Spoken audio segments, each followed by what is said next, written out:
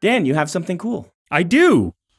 So, I'm in an anthology that just came out like last month or something called Some More Spooky Stories. Oh, wow. What a wonderfully bad pun. A national park anthology. Yeah, it is specifically a bunch of ghost stories and scary stories to tell while you are visiting a national park. You're sitting around the campfire with your family or whatever. And each story is based on a different national park. Oh, which one did you get? Bryce Canyon. Okay. I got to choose. Good one. Oh, yeah. Well, we do have a lot of national parks around here. So, it's got a lot of cool people in it. Stephen Bowles is in it. Okay. And Jennifer Jenkins. I know Leith Statham. I don't think I personally know anyone else on here. I'm sure that I do, and they'll be upset that I didn't call them out by name. But great. Where can people find this fine anthology? I don't know. Who's it published by? Owl Hollow Press. Okay. So I assume Amazon and other like distributors. Yeah, that's my guess, is that you can find it online. Some More Spooky Stories. S'more spelled like s'mores, the food. Is that our food heist today, that you have a food-themed anthology to share? Mm-hmm. So go out and steal this book. No, don't do that. Get that book and go to a campfire somewhere and read it out loud to your friends and family. Exactly.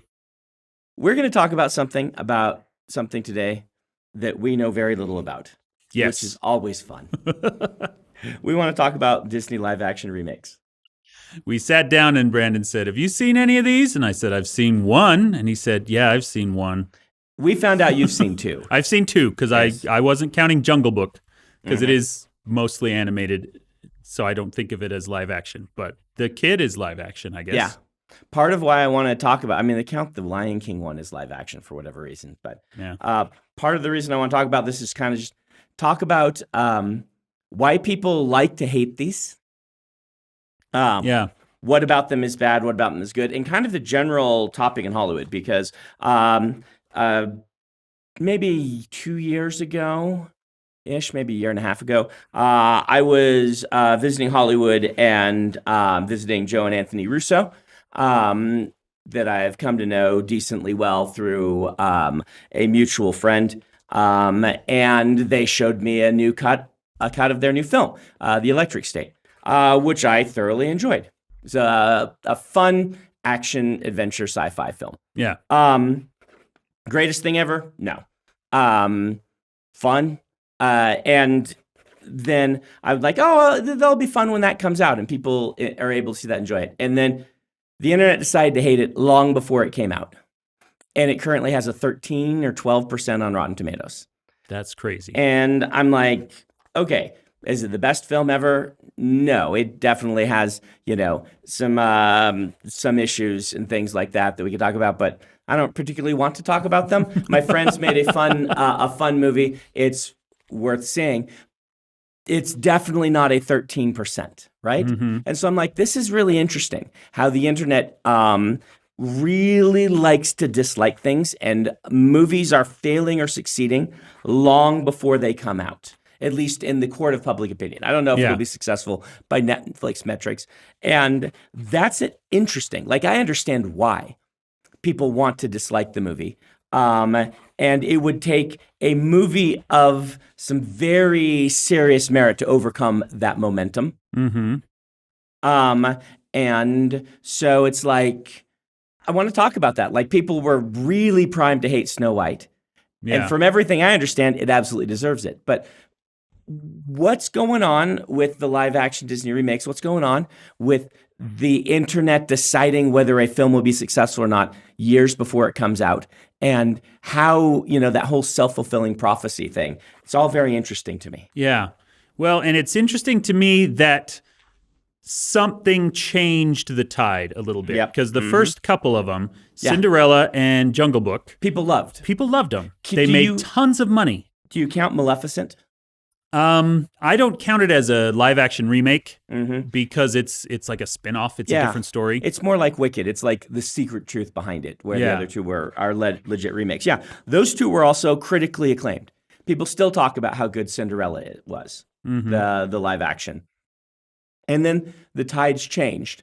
What do you think changed? And what do you think is kind of driving this? I don't know what order they came out in. Okay. So let me pull them open here. Yeah. I'll get you a list while you talk a little bit here. The two that I've seen are Jungle Book and Beauty and the Beast. Yeah. And Jungle Book I quite enjoyed. And Beauty and the Beast is legitimately one of the worst movies I've ever seen. There you go. And I've heard that from multiple people, which is really interesting because it's using basically the original script, which is an excellent script. And so, but it changes it in some key ways. Changes some keys. Well, I guess we'll talk about that. The one I've seen is Aladdin, and I thought it was good. Okay. I think Aladdin is tough because you have to replace the genie. Yeah. Right. Robin Williams' performance in that movie changed the way that animated movies are made ever since. It was huge. To a lot of people, I was thinking about this earlier when I'm like, oh, this will be a good topic. I was thinking the genie is Robin Williams, but then I thought, no, in my mind, Robin Williams is the genie. And that's a reversal to the point that it's so interesting that in other movies after that, I saw the genie when I was watching him. Really? Because that role. And it's also very interesting because I love Robin Williams. Everyone loves Robin Williams. Yeah. It's wonderful. But that I don't like fourth wall breaks in a serious film. And whether or not you call Aladdin serious is another thing. I shouldn't like his performance. And I think I would dislike that performance by everyone else. And indeed, everyone who's tried to copy him, I've disliked the performance. I only like it because he's able to transcend doing something I dislike to the point that I like it. Okay. If that makes any sense. Yeah. The live action, the main changes they make is they make Jasmine a little more girl boss. Take it or leave it, whatever. There is some good aspects to the changes that they make for her, where it's like, she's like, I need to rule this people. I need to learn to be a good ruler. Like, this is my job. I am the heir. And they give her a girl boss song. And the other main change is they make the genie, they give him a character arc, more of a character arc, and he doesn't fourth wall break anymore. He is there to get his freedom. He actually, has someone he falls for. And at the start of the film, he had the flashback, the Agrabah thing where, the singing. He's actually like on a boat and telling his story of how he basically got his freedom. Okay. And so instead of kind of being completely off the wall, he's a participatory character doing all the same things, except it's now partially the story of how the genie got freed and how he became, I think by the end he's mortal. I can't quite remember, but how he became like a mortal person, no longer a genie, and now has a family and stuff like that. Oh, interesting. Yeah. Okay. And I thought it was a really good move. When we saw Blue Will Smith, we all laughed. And then in the film, it actually kind of works. He pulls it off. He doesn't try to be Robin Williams. He is kind of just Will Smith, but it's like, it works.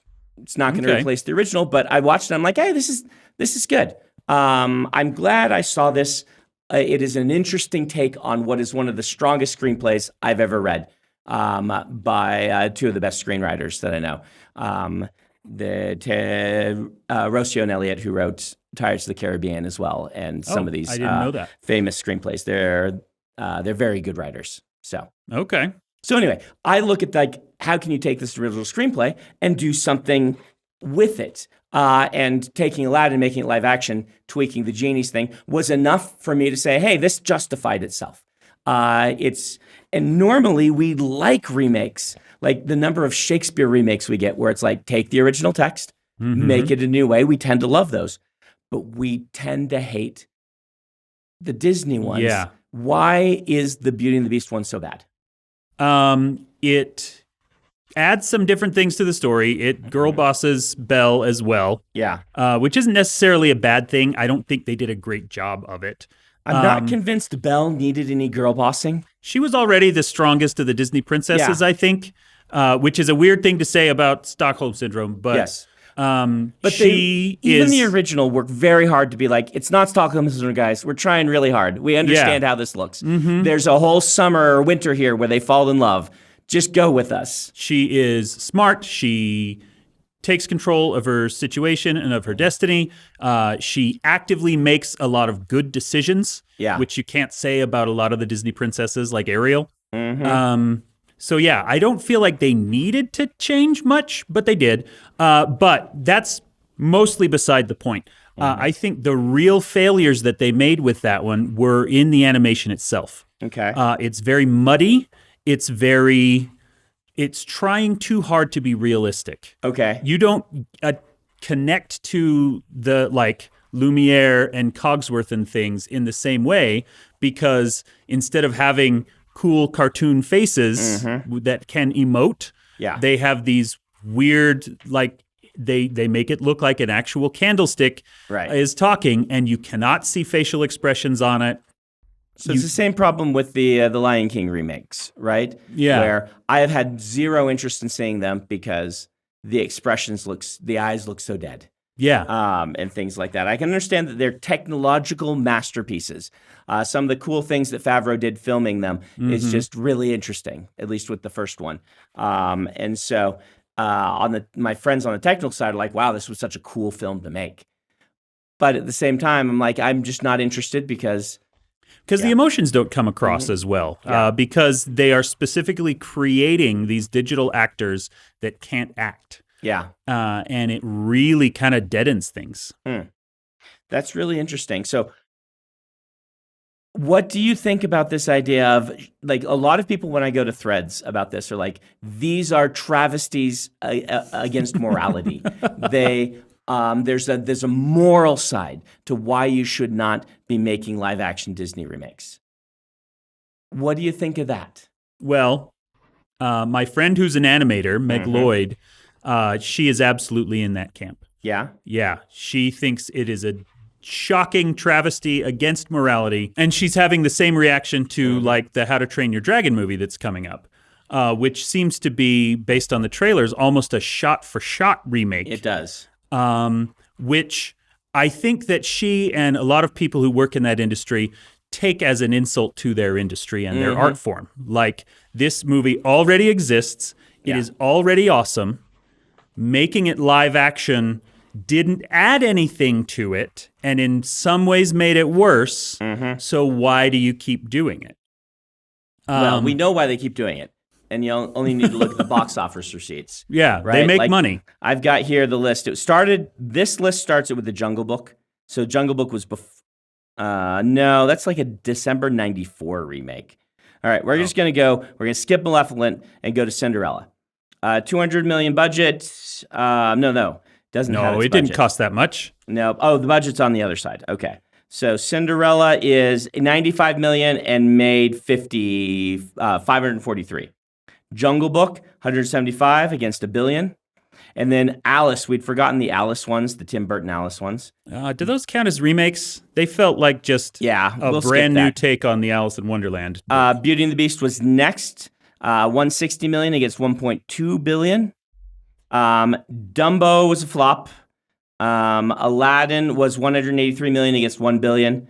Lion King was 260 million against 1.7 billion. Wow. And so which one was 1.7? Lion King. Lion King. Yeah. Well, I know the recent Mufasa one turned into a hit. Is 200 million against so far 626. So. See, the reason I asked about the order they came out is because I wondered if Beauty and the Beast, coming as basically the first one after those two good ones, did it sour the public against them? It still made some money, but you're right. It is, by our definitions, the next one. Yeah. I wonder if that one coming out and being so bad. But they didn't sour the general movie-going public. They soured the Rotten Tomatoes audience, right? Yeah. Or not just the Rotten Tomatoes, but those of you who look at things through a critical lens, perhaps.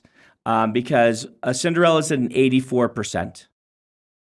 And, Rotten Tomatoes has its problems, right? Yeah. But this is just the metric we can do, that we can use. And Jungle Book has, let's see, got to scroll through the box office to critical response, 71%.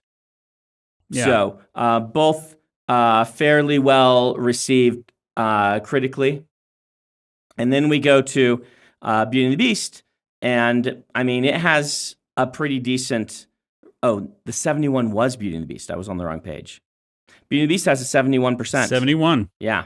Now, Jungle Book has a 94. Okay, one thing I think sense. that we need to address, which I think is more fraught of a topic than a lot of people are allowing it to be, yes, is that this hatred and a lot of these poor reviews are specifically coming from angry internet men.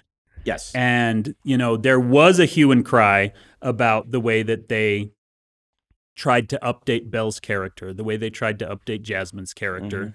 That's a lot of the problem that people seem to have with Snow White. I don't know if they have girl bossed her, because I haven't seen it, but there is definitely some misogyny at play here.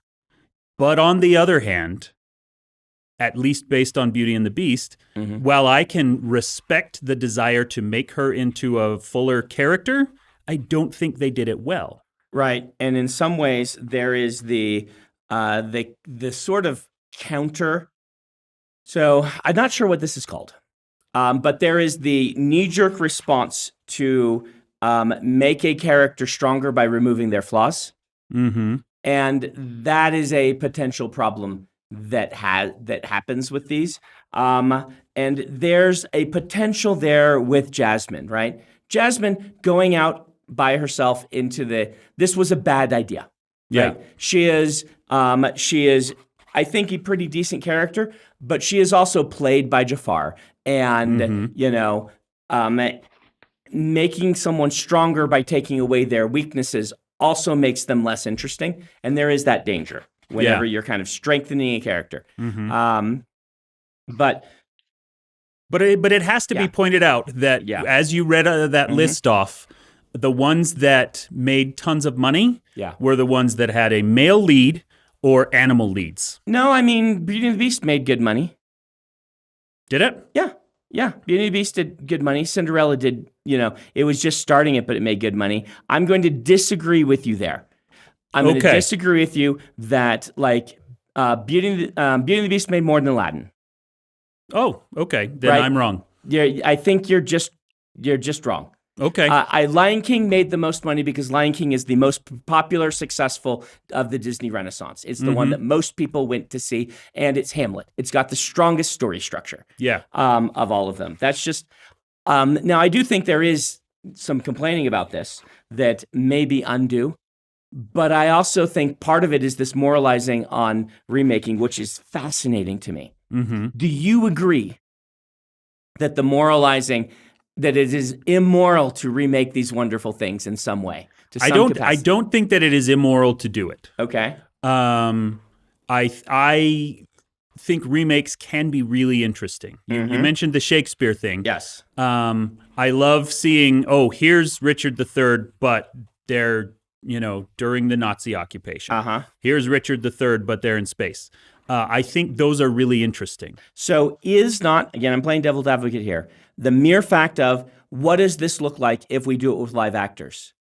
Is that not a complete rebuild of the original in an interesting way to see what it looks like? If you look at it as an experiment, yes, it's interesting. But I don't know. I keep talking about Beauty and the Beast because that's the one I've seen. It was a failed experiment in my eyes. Right. But it made $1.2 billion. It did. It made a ton of money. But it didn't allow for it didn't have the spirit or the vivacity or the originality of the original one. Also playing devil's advocate because I totally mostly agree with you, that everyone that I know that I trust has seen is no.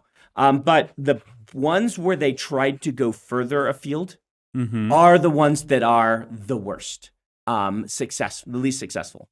And I did actually see another one. I saw Mulan, and Mulan is terrible. Okay. Just outright terrible. On its own merits, it's a very bad film. Okay. And it is actually the great example of strengthening a character, quote unquote, and making them much weaker. Because in the original, which is one of the best of the Disney Renaissance films, she is not strong enough to fight against most of the soldiers she's fighting. She gets better, she can learn the sword, but she is never able to win basically anything through strength of arm. Yeah. And that is a well taken, like, it's very realistic. It's not to say that there aren't women that can beat a man in a fight. There are plenty who could beat me. Well, it's not because she's a woman. It's because she's never trained before. She's never trained, but no one else has. And she is, as a woman, starting at a disadvantage. Mm-hmm. She is going to be less strong than her male companions who train the same amount of time. Yeah. She can out-train them and things like that, but they don't have time for that. So the show is about, she does not have time to do this. She has to use what she has, which is proven at the beginning of the film, is her wits and her determination in order to win. And in so doing, she wins, right? Mm-hmm. It's really well done. It shows, here's her character. Here's how she doesn't fit into society because of those things. They are flaws, but she can also harness them to become her strength. She does, and then she wins. Mm-hmm. And the movie, she's got magical chi powers, and she's just the best soldier in the army. Oh, well, that's boring. Yep. She defeats the guy in the end, the bad guy, by kicking arrows at him, by doing kung fu moves in the sky. It's just a bizarre choice. And yes, she is much stronger physically in this film. It is, she has magic chi powers. With the magic chi powers that she can harness, she can beat any soldier. Yeah. If you're going to give someone magic chi powers, then great. But the character's so much weaker, just infinitely weaker, because it is what is given to her rather than what she has to work with her limitations and her weaknesses. And it absolutely makes for a bad film. Yeah.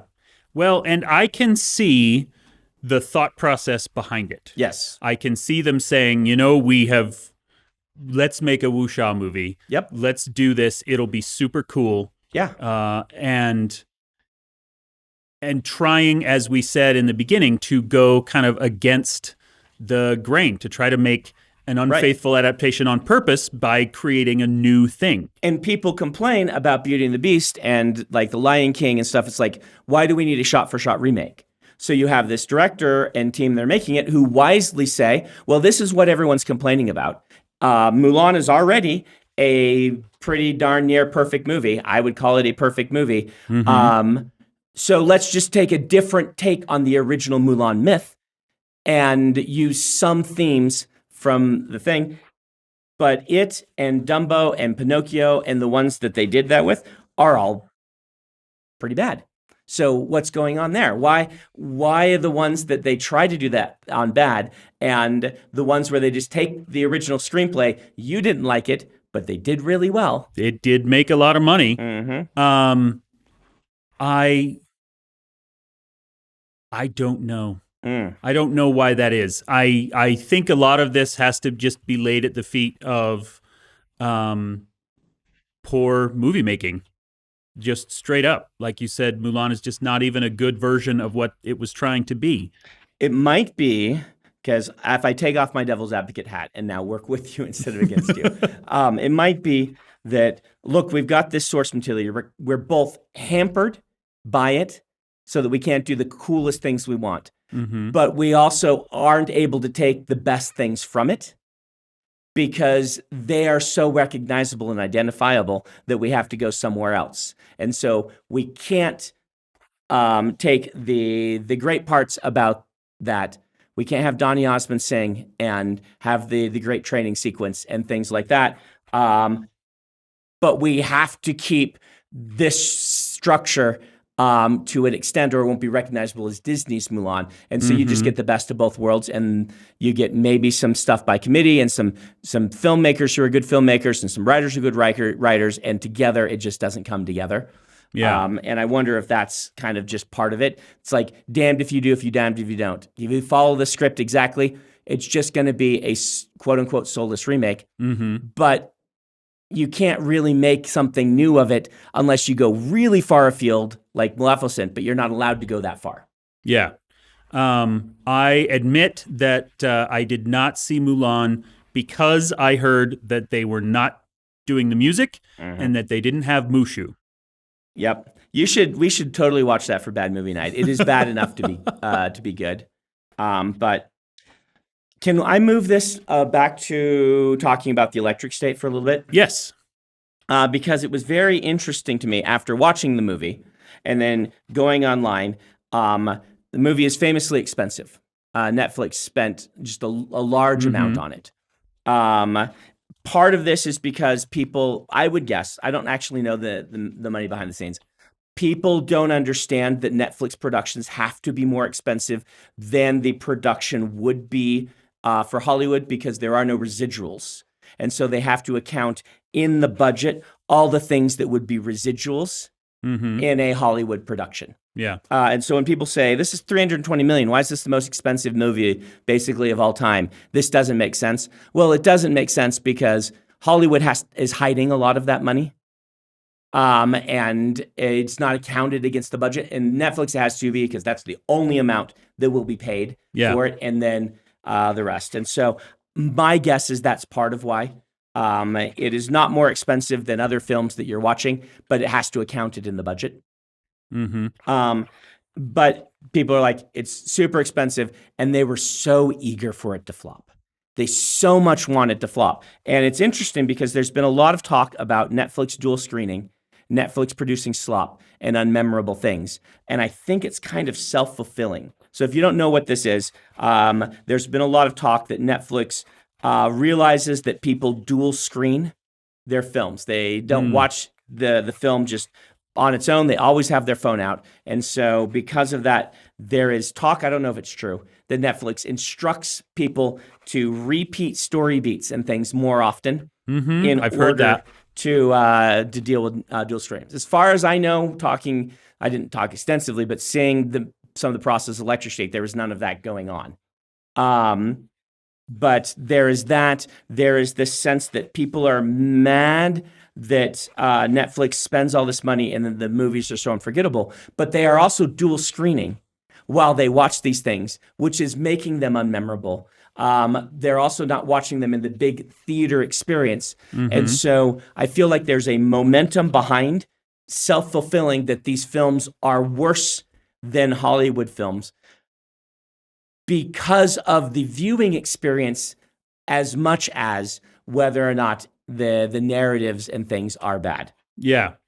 Which works for Electric State. I don't know if we can say that for the Disney remakes because they've all gotten theater releases. But I want to talk kind of about this idea, the idea of hating something before it comes out. And, things like The Gray Man and Adam Project and stuff like that. And Red One, which I didn't see because everyone said it was terrible. Yeah. It's really interesting that we've decided as a society we have to hate these things before they come out. It's kind of self-fulfilling. Like I saw a bunch of videos and I watched them about Electric State where like, this is Netflix slop. Nobody involved cared about it. Everybody is just giving their worst. And no, I was there with the writers who were agonizing over plot beats and spending months trying to figure out how to get the best plot beats for the characters to connect. And I was there listening to people talk with passion about this graphic novel that they love that they're adapting and how they're going to do it. Now, I do think those who love the graphic novel, who dislike the film because it doesn't do the graphic novel the way they want, have a lot.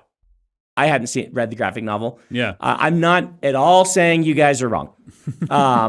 Like if Electric State has a problem, and I noted this to them when I watched it, it has some very cliched plot beats, and the film deserves better than the cliched plot beats that it has. But it's not a 13%, right? Yeah. It's it's fun.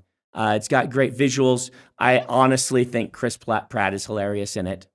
Well, that's good. He hasn't been funny in a while. They don't let him be funny. I think all the weird robots he's hanging out with and Millie Bobby Brown hanging out with are funny. I think there is touching stuff between her and the robot. The premise is that she finds this robot that she thinks might have the soul of her dead brother in it. Oh. And it wants her to go with it, and it can't speak on a quest, and she doesn't know why. And so she goes with it, and she thinks this is her brother, and everyone's like, this isn't your brother. This is just a broken robot.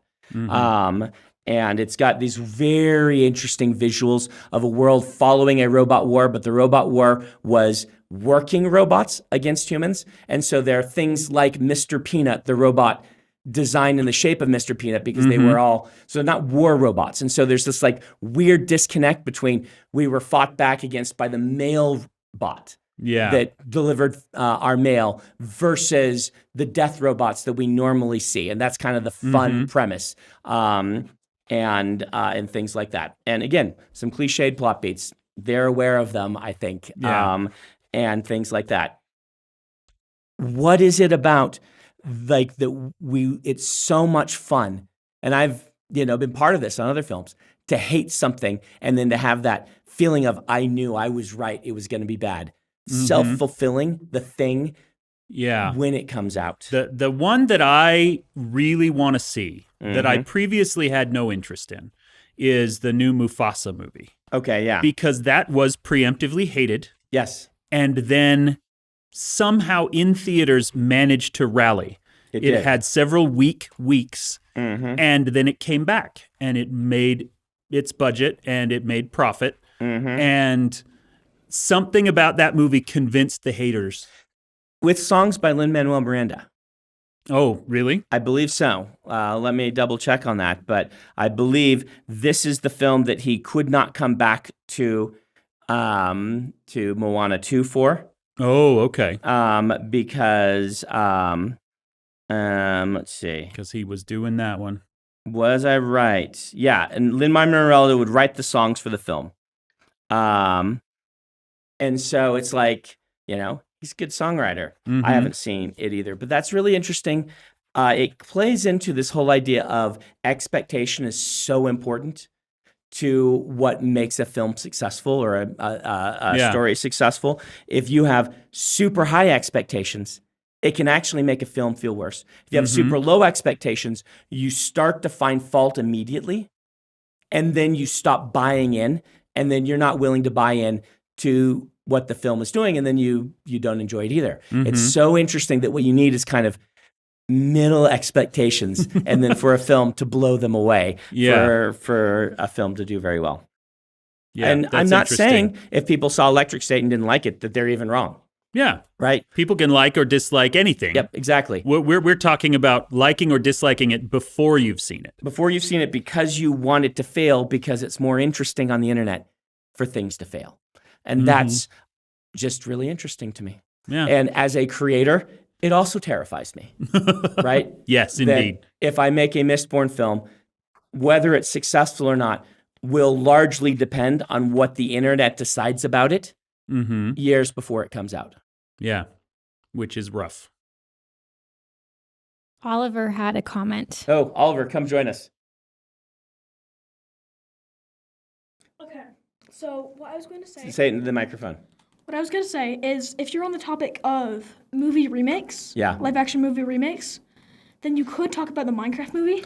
I think the Minecraft movie deserves its own thing. You're going to make me go see that next week, right? If you want to. I think I might be going to see that next week. My kids, now, see, you're deciding you don't like it because of the trailers, not because you just want it to fail, and you think it's going to be bad because the trailers are bad. I think it has a little bit of hope. It has a little bit of hope, he says. But, yeah. Interesting. Yeah, so, I know that's another one that the the internet conversation is very against. Yeah. And so interesting. We'll do that on a different episode, assuming that we manage to go watch it. All right, Ollie? But it is a great case study. Does that mean as well. I have to watch it? I don't know. Dang it. Maybe you can have Ben watch it and tell you what it is. Yeah. Okay. How's that, Ben?